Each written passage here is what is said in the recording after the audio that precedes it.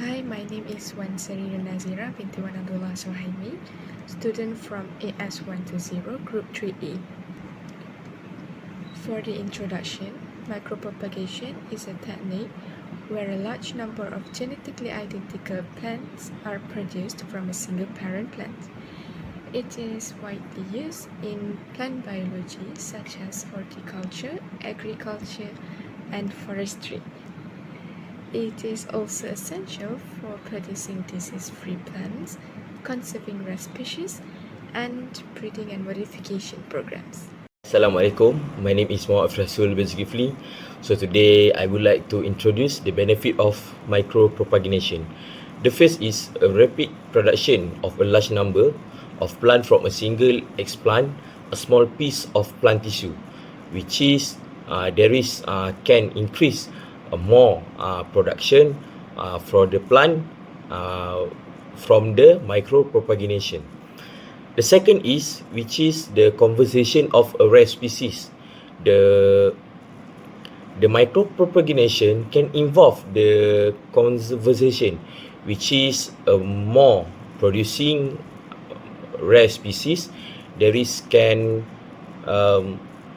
do a new studies in biology.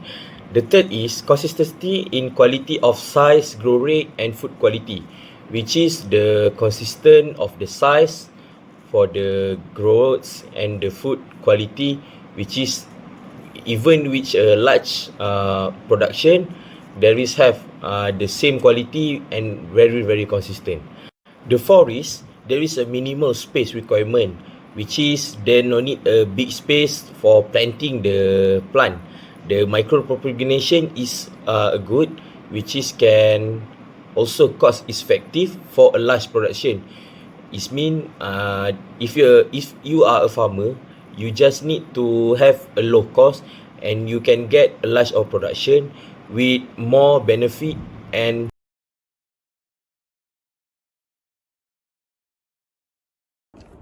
Next, I will explain the basic concept of micropropagation, which has a total of 5 stages.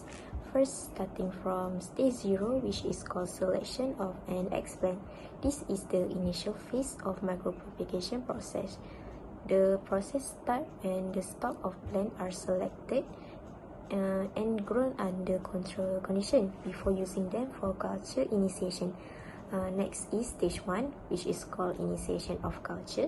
During the establishment stage, the explant must be disinfected and stabilized. The explant is usually sterilized with a combination of detergent and a bleach.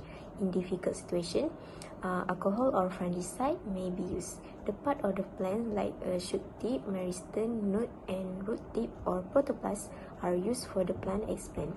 The result will show the shoot established in culture after 2-3 months later. After that is stage 2, the shoot multiplication. This stage involves the rapid multiplication route or rapid somatic embryo formation in a defined culture medium. Its purpose is to increase the number of shoot produced by the original explant. This also shows to high concentration of cytokinin will result in a high number of adventitious shoot that do not elongate. Other than that, small clump of shoot will appear increase after 2 months. Moving on to the next stage, which is stage 3, the shoot elongation and rooting. In this stage, the shoot are transferred to a medium for the development of roots. The shoot are either transferred directly to the soil or transferred to a natural medium in the laboratory. In the rooting stage, microcutting are induced to form roots, usually by application of auxin. Microcutting can either be rooted in vitro or ex vitro. Ex vitro have a normal root system and acclimatized to a normal growing environment better than cultivated in vitro. For in vitro, it requires only 1 month to process, while ex vitro need 1 to 2 months to process. The last stage is stage 4, transplantation and acclimatization. In this stage, the plantlets are established in the soil. The shoot from the laboratory are transferred to a greenhouse under controlled condition. This involves gradually moving to open air condition where the humidity is reduced and the light level is increased. This is vulnerable stage for plantlet to survive, where the propagator can see large losses without proper acclimatization. And this process will continue for another 3 months. That's it for the basic concept of micropropagation.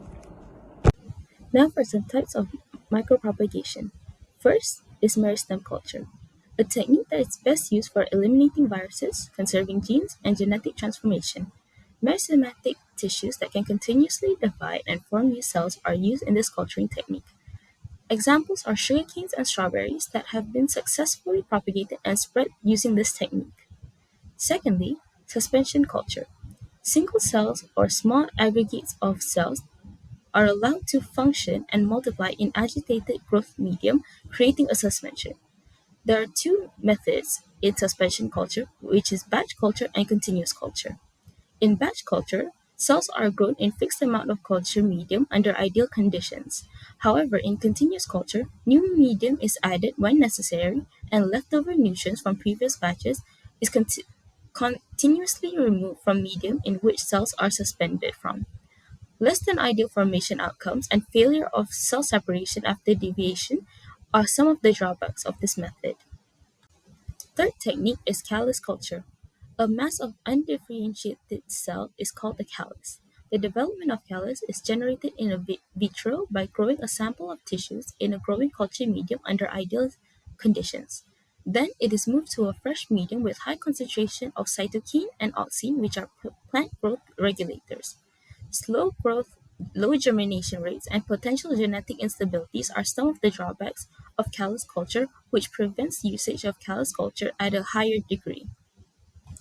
Finally, protoplast culture. To get protoplast, the usage of chemicals, mechanical, or enzymatic methods are used to strip the cell walls of the plant to turn it into a naked spherical-shaped living cell. Once it is isolated, cells are later broken down and cultured in a liquid medium with appropriate conditions.